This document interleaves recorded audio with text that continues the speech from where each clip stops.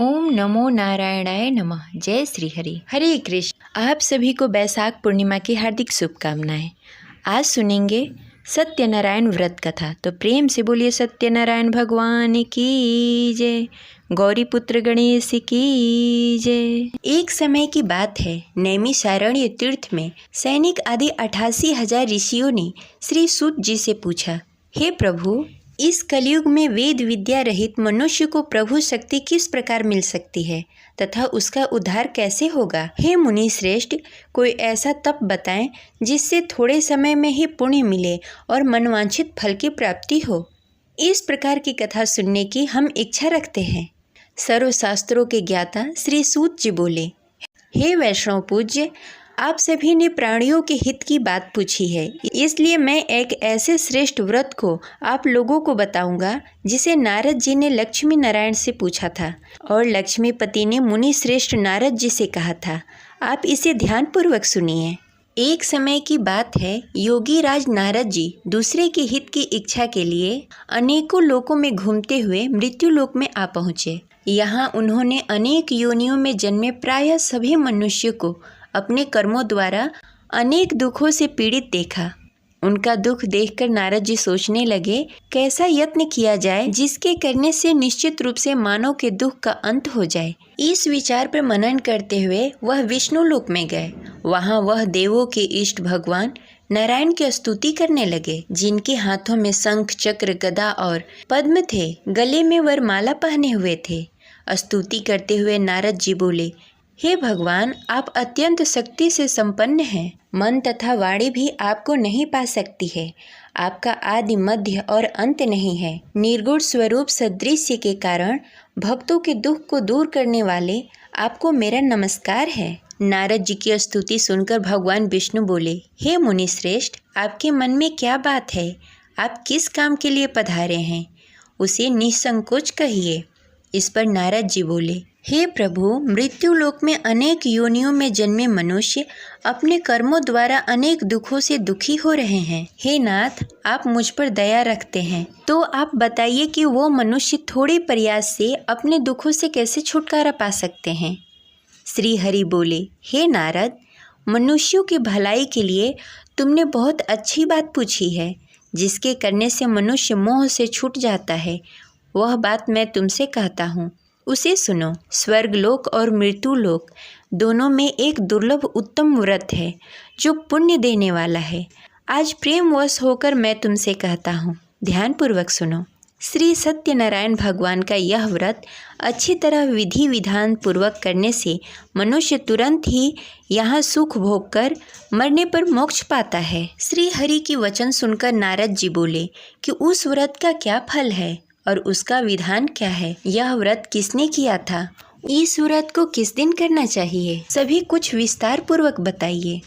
नारद जी की बात सुनकर श्री हरि बोले, दुख व शोक को दूर करने वाला यह व्रत सभी स्थानों पर विजय दिलाने वाला है। मानव को भक्ति और श्रद्धा के साथ शाम को श्री सत्यनारायण की पूजा धर्मपरायण होकर ब्राह्मणों और बंधुओं के साथ करनी चाहिए। भक्ति भाव से ही नैवेद्य केले का फल, घी, दूध, गेहूं का आटा, गेहूं के स्थान पर साठी का आटा, शक्कर और गुड़ लेकर सभी भक्षण योग्य पदार्थों को मिलाकर भगवान का भोग बनाएं। ब्राह्मणों सहित बंधु बांधवों को भी भोजन कराएं। इसके बाद स्वयं भोजन करें। भजन कीर्तन के साथ भगवान के भक्ति में लीन हो जाएं। इस तरह से सत्यनारायण भगवान का व्रत करने पर मनुष्य की सारी इच्छाएं निश्चित रूप से पूरी होती है। इस कली काल अर्थात कलयुग में मृत्यु लोक में मोक्ष का यही एक सरल उपाय बताया गया है। इस प्रकार श्री सत्यनारायण व्रत कथा का प्रथम अध्याय संपन्न हुआ। तो प्रेम से बोलिए सत्यनारायण भगवान की जय। श्री सत्यनारायण कथा के दूसरे अध्याय के अनुसार श्री सूत जी बोले, हे ऋषियों, जिसने पहले समय इस व्रत को किया था उसका इतिहास कहता हूँ, ध्यान से सुनो। सुंदर काशीपुर नगरी में एक अत्यंत निर्धन ब्राह्मण रहता था। भूख प्यास से परेशान होकर वह धरती पर घूमता रहता। ब्राह्मणों से प्रेम करने वाले भगवान ने एक दिन ब्राह्मण का वेश धारण करके उसके पास जाकर पूछा, हे विप्र, नित्य दुखी होकर तुम पृथ्वी पर क्यों घूमते हो? दीन ब्राह्मण बोला, मैं निर्धन ब्राह्मण हूँ। भिक्षा के लिए धरती पर घूमता हूँ। हे भगवान, यदि आप इसका कोई उपाय जानते हो तो बताएं। वृद्ध ब्राह्मण कहता है, हे विप्रय, सत्यनारायण भगवान मनोवांछित फल देने वाले हैं, इसलिए तुम उनका पूजन करो। इसे करने से मनुष्य सभी दुखों से मुक्त हो जाता है। वृद्ध ब्राह्मण बनकर आए सत्यनारायण भगवान उस निर्धन ब्राह्मण को व्रत का सारा विधान बताकर अंतर्ध्यान हो गए।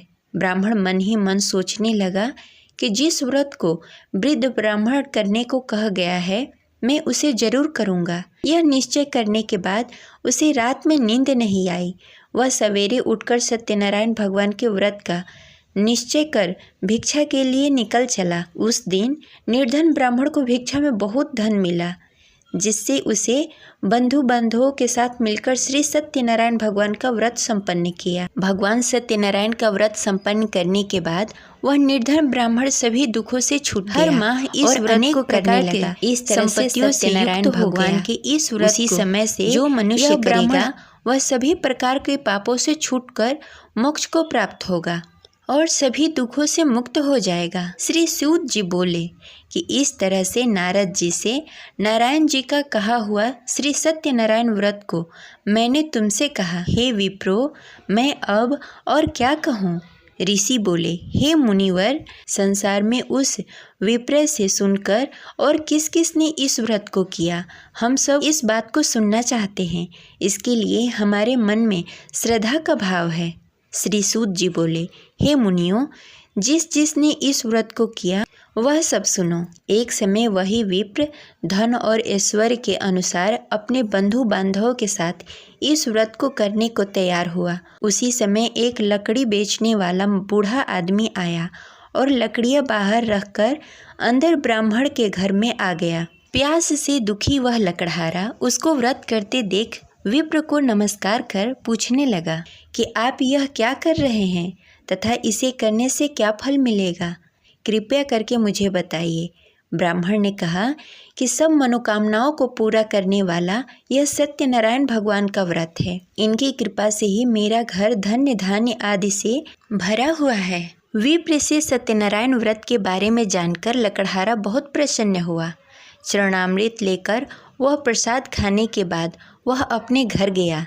लकड़हारे ने अपने मन में संकल्प लिया कि आज लकड़ी बेचकर जो धन मिलेगा उसी से श्री सत्यनारायण भगवान का उत्तम व्रत करूँगा। मन में इस विचार को लेकर बूढ़ा आदमी सिर पर लकड़ियाँ रखकर नगर में बेचने गया। जहाँ धनी लोग ज़्यादा रहते थे, उस नगर में उसे अपनी लकड़ियों का दाम पहले से 4 गुना अधिक मिला। बूढ़ा व्यक्ति प्रसन्नता के साथ दान लेकर केले, शक्कर, घी, दूध, दही और गेहूं का आटा लेकर श्री सत्यनारायण भगवान के व्रत की अन्य सामग्री लेकर अपने घर को गया। वहां उसने अपने बंधु बांधवों को बुलाकर विधि विधान से श्री सत्यनारायण भगवान का पूजन और व्रत किया।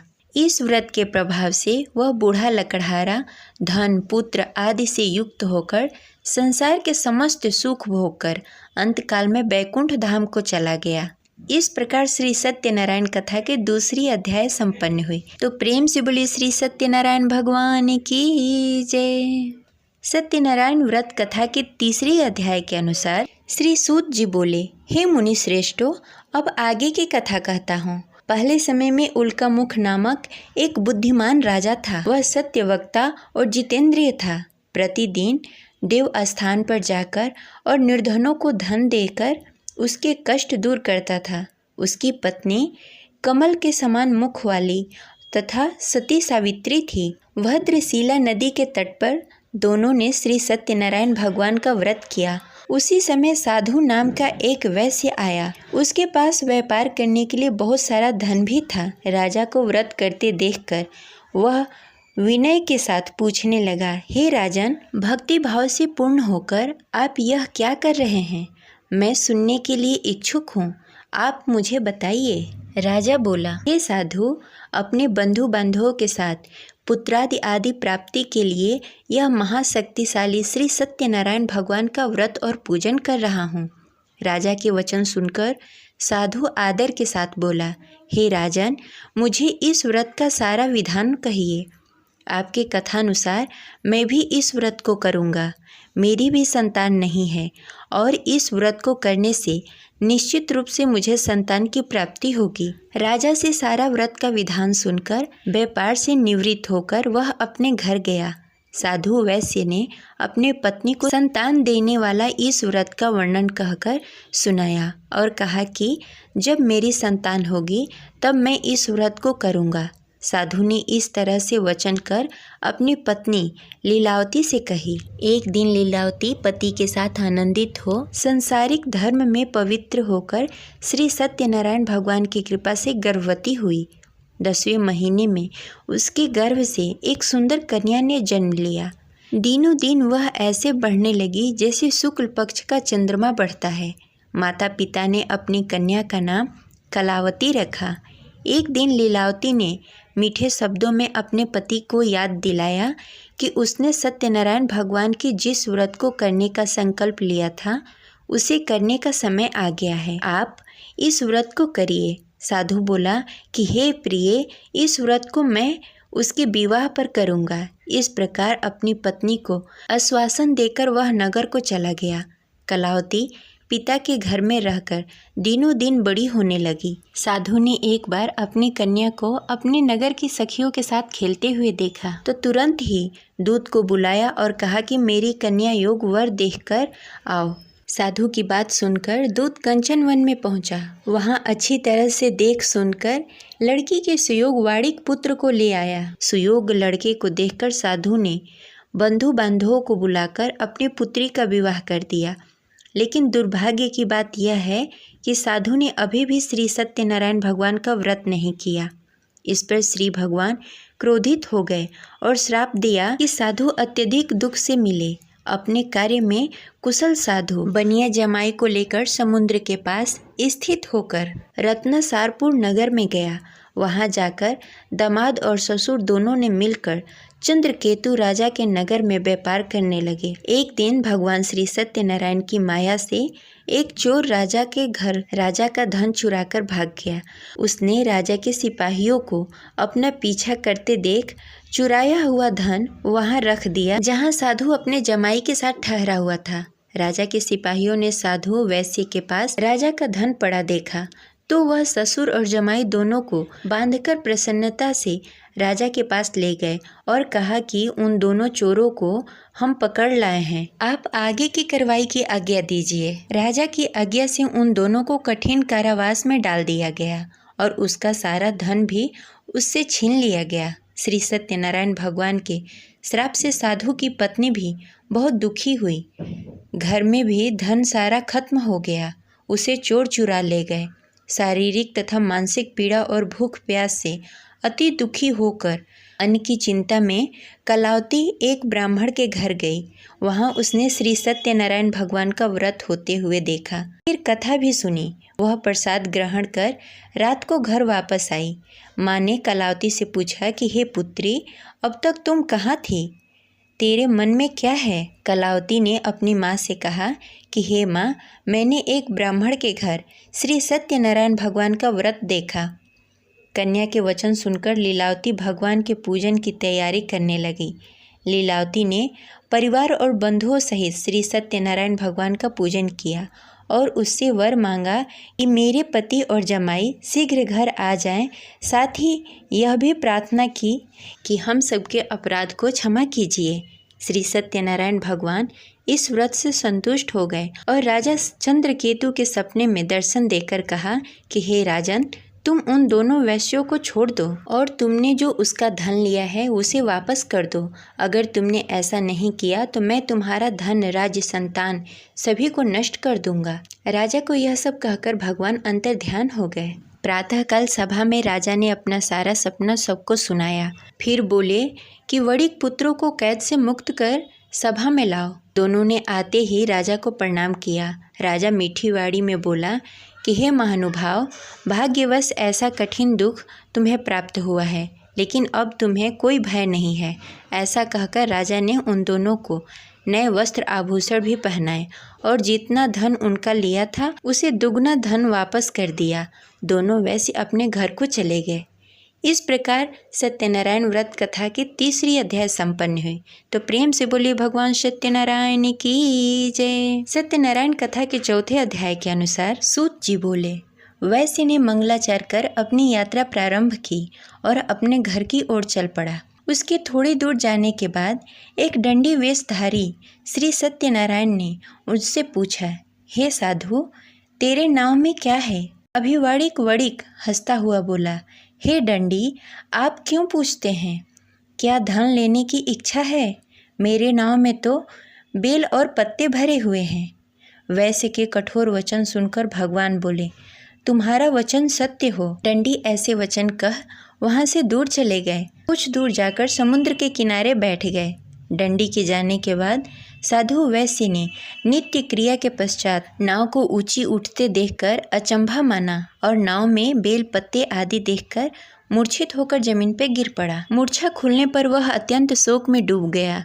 तब उसका दामाद बोला कि आप शोक न मनाएं, यह दंडी का श्राप है, इसलिए हमें उसके शरण में जाना चाहिए, तभी हमारी मनोकामना पूरी होगी। दामाद की बात सुनकर वह दंडी के पास पहुंचा और अत्यंत भक्ति भाव से नमस्कार करके बोला, मैंने आपसे जो असत्य वचन कहे थे उसके लिए मुझे क्षमा कर दें। ऐसा कहकर महान शोकातुल्य होकर रोने लगा। तब दंडी भगवान बोले, हे वड़िक पुत्र, मेरी आज्ञा से बार बार तुम्हें दुख प्राप्त हुआ है, तुम मेरी पूजा से विमुख हुआ। साधु बोला, हे भगवान, आपकी माया से ब्रह्मा आदि देवता भी अपने रूप को नहीं जानते, तब मैं अज्ञानी कैसे जान सकता हूँ? आप प्रसन्न होइए। अब मैं समर्थ के अनुसार आपकी पूजा करूँगा। मेरी रक्षा करो और पहले के समान नौका में धन भर दें। साधु वैश्य की भक्ति पूर्वक वचन सुनकर भगवान प्रसन्न हो गए और उसकी इच्छानुसार वरदान देकर अंतर्ध्यान हो गए। ससुर दामाद जब नाव पर आए तो नाव धन से भरी हुई थी। फिर वहीं अपने अन्य साथियों के साथ सत्यनारायण भगवान का पूजन कर अपने नगर को चल दिए। जब नगर के नज़दीक पहुँचे तो दूत को घर पर खबर करने के लिए भेज दिया। दूत साधु की पत्नी को प्रणाम कर कहता है, मालिक अपने दामाद सहित नगर के निकट आ गए हैं। दूत की बात सुनकर साधु की पत्नी लीलावती ने बड़े हर्ष के साथ सत्यनारायण भगवान का पूजन कर अपनी पुत्री कलावती से कहा कि मैं अपने पति के दर्शन को जाती हूँ, तू कार्य पूर्ण कर शीघ्र आ जाना। माता के ऐसे वचन सुनकर कलावती जल्द से प्रसाद छोड़कर अपने पति के पास चली गई। प्रसाद की अवहेलना के कारण श्री सत्यनारायण भगवान रुष्ट हो गए और नाव सहित उसके पति को नाव में डुबो दिया। कलावती अपने पति को ना पाकर रोती हुई जमीन पर गिर पड़ी। नौका को डूबा हुआ देखकर वह कन्या को रोता देख साधु दुखी होकर बोला कि हे प्रभु, मुझसे तथा मेरे परिवार से जो भूल हुई है उसे क्षमा करें। साधु की दीन वचन सुनकर श्री सत्यनारायण भगवान प्रसन्न हो गए और आकाशवाणी हुई, हे साधु, तेरी कन्या मेरी प्रसाद को छोड़कर आई है, इसलिए उसका पति अदृश्य हो गया है। यदि घर जाकर प्रसाद खाकर लौटती है तो उसे उसका पति अवश्य मिलेगा। ऐसी आकाशवाणी सुनकर कलावती घर पहुंचकर प्रसाद ग्रहण करती है और फिर आकर अपने पति के दर्शन करती है।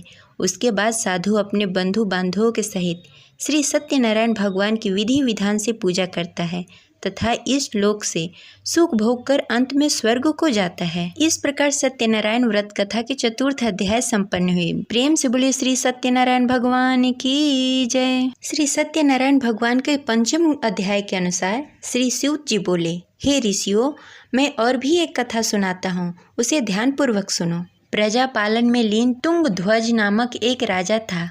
उसने भी भगवान का प्रसाद त्याग कर बहुत दुख सहन किया।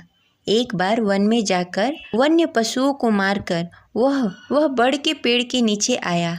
वहाँ उसने ग्वालों को भक्ति भाव से अपने बंधुओं के सहित सत्यनारायण भगवान का पूजन करते देखा। अभिमानवश राजा ने उन्हें देखकर भी पूजा स्थान में नहीं गया, न ही उसने भगवान को नमस्कार किया। ग्वालों ने राजा को प्रसाद दिया, लेकिन उसने वह प्रसाद नहीं खाया और प्रसाद को वहीं छोड़कर अपने नगर को चला आया। जब वह नगर में पहुंचा तो वहां सब कुछ तहस नहस हो गया था। वह शीघ्र ही समझ गया कि यह सब भगवान ने ही किया है। वह दोबारा ग्वालों के पास पहुंचा और विधि पूर्वक पूजा कर प्रसाद खाया और श्री सत्यनारायण भगवान की कृपा से सब कुछ पहले की जैसा हो गया। दीर्घ काल तक सुख भोगने के बाद मरणों उपरांत उसे स्वर्गलोक की प्राप्ति हुई। जो मनुष्य परम दुर्लभ इस व्रत को करेगा वह श्री सत्यनारायण भगवान के अनुकंपा से उसे धन्य धान्य की प्राप्ति होगी, निर्धन धनी हो जाएगा और भय मुक्त होकर जीवन जीता रहेगा। संतानहीन मनुष्य को संतान सुख मिलेगा और सारी मनोकामनाएं पूर्ण होगी। मानव अंत काल में बैकुंठ धाम को जाएगा। श्री सूत जी बोले, जिन्होंने पहले इस व्रत को किया है अब उसके दूसरे जन्म की कथा कहता हूँ। वृद्ध सतानंद ब्राह्मण ने सुदामा का जन्म लेकर मोक्ष की प्राप्ति की। लकड़हारे ने अगले जन्म में निषाद बनकर मोक्ष प्राप्त किया। उल्का मुख नामक राजा दशरथ होकर बैकुंठ को गए। साधु नाम के वैश्य ने मोर ध्वज बनकर अपने पुत्र को आरे से चीरकर मोक्ष पाया। महाराज तुंग ध्वज ने स्वयंभू होकर भगवान के भक्ति युक्त होकर कर्म का मोक्ष पाया। इस प्रकार श्री सत्यनारायण व्रत कथा 5वां अध्याय संपन्न हुई। तो प्रेम से बोलिए श्री सत्यनारायण भगवान की जय।